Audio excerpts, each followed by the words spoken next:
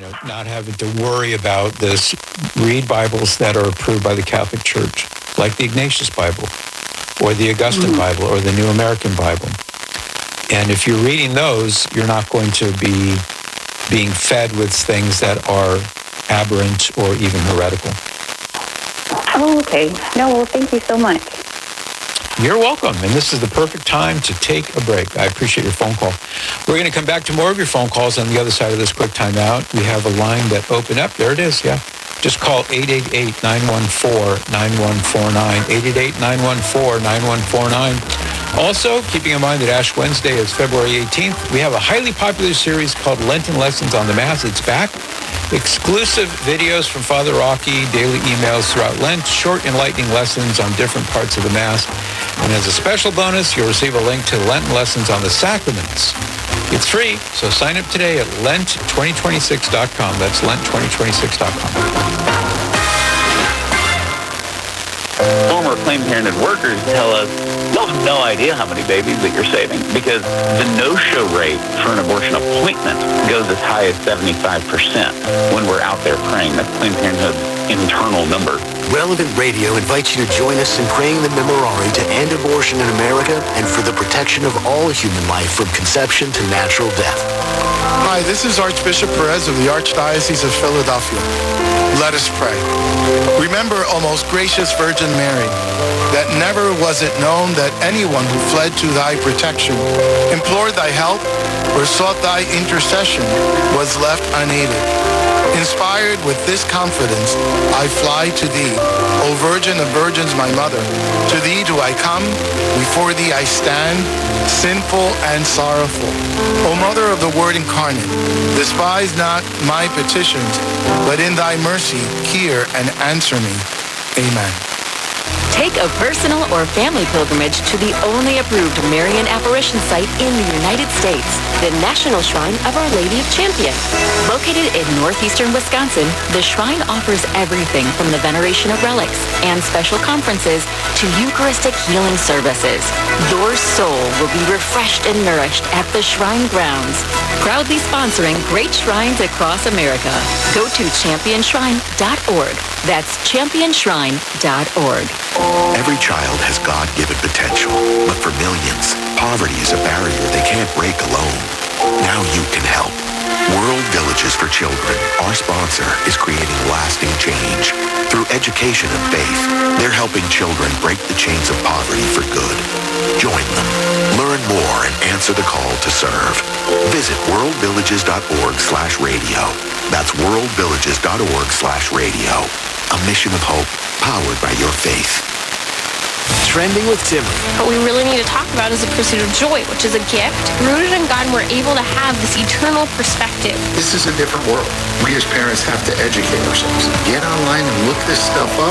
Your child is dealing with it. We are deserving of healthy relationships, and we should not compromise, even if it's easier. Buckle up. Join us if you have a question. Trending with Timmy.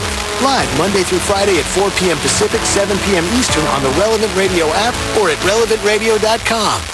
It's still the Christmas season, and Charity Mobile, our proud sponsor, is continuing their Christmas offer when customers mention Patrick. Whether it's for you, for family members, or a loved one, info at CharityMobile.com/Patrick. That's CharityMobile.com/Patrick.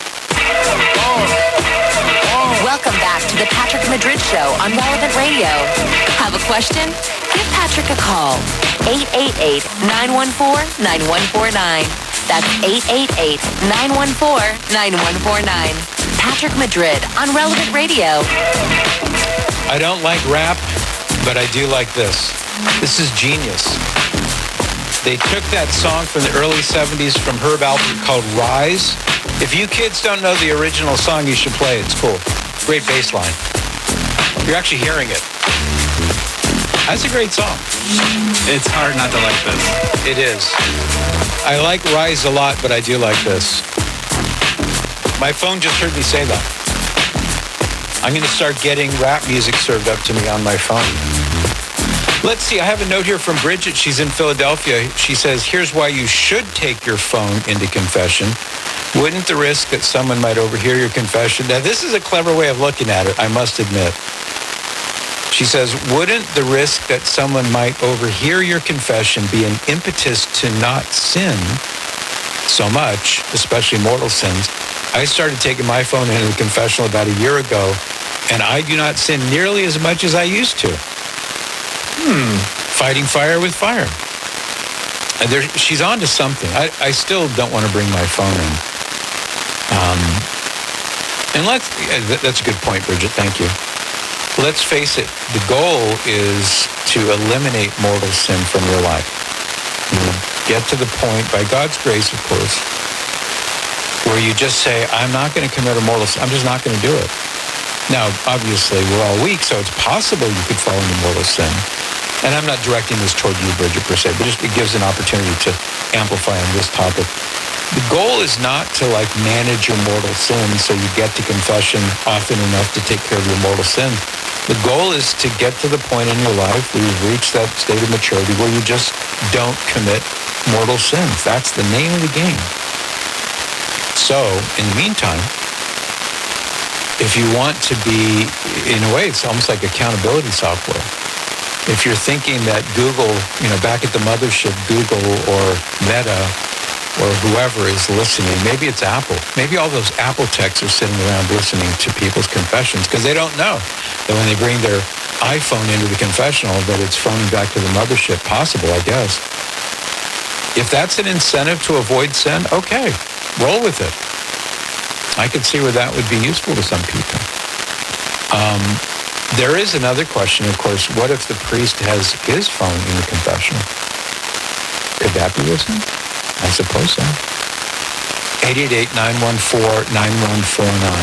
888-914-9149. I had a note here from Bob.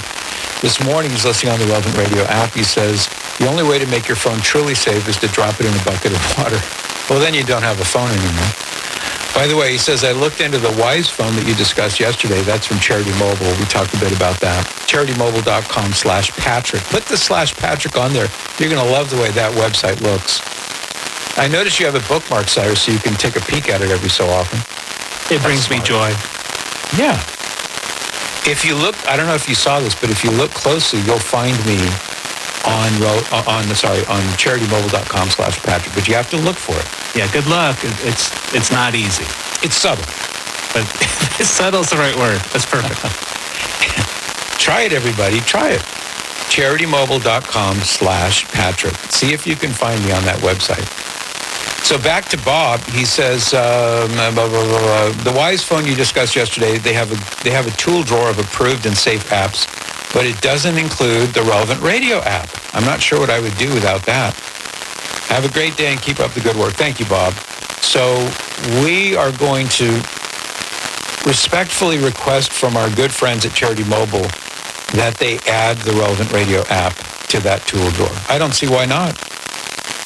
I don't see how. I mean, that's a selling point, if you ask me. Built in. 888-914-9149. Let's see. Yeah, Cyrus he just opened the browser to CharityMobile.com/Patrick. I'm still there, Cyrus. Once you see it, you can't unsee it, by the way. Once you see where I'm at on that page, you won't be able to not see it. Let's go to David now in San Francisco. Hi, David. Hi, Patrick. How are you doing? I am well, thank you. Top of the morning to you. Hey, thank you. I just want to say, Patrick, that I really like your show, and it's very informative. I learn a lot. I disagree and agree with some of the topics going on the network. Yeah. But my question today is, are there parallels to what's happening today with ICE and these innocent people, what the Romans did to Jesus? And how would Jesus react today? Tell me what you think. I'd be curious to know if you see parallels. I've never heard this question before. It's intriguing. Yeah, I see how, like, a totalitarian government treats innocent people, right? And almost even going back to Germany, the SS treating the Jews. I just see that these ICE representatives are mistreating innocent Americans. And I just want to know if you see a parallel. I don't. Now, it's not because there's not necessarily one there. I've never thought of it before. But remember that we live in a nation state, a secular nation state, as you well know. We live in a federal republic, a kind of modified democracy with elected officials, etc. We also have the three branches of government, executive, judicial, and legislative. And none of those things existed, and certainly not in those forms, at the time of Jesus. So you had the Roman Empire that governed by brute force. It was also an empire based on laws. And you had local kings and kinglets who were client kings of the Roman Empire. And the Lord happened to live in an area where there was a Roman procurator who represented the empire. But you also had King Herod, who was sort of the client king, who also had influence over things like this. So in my reading of the Gospels, there's nothing that would, to my mind, directly correlate with the circumstances that we're in here, in this type of government that we live under. Unless you've seen something that has escaped my view, I'm not familiar with any parallels to that, of that sort.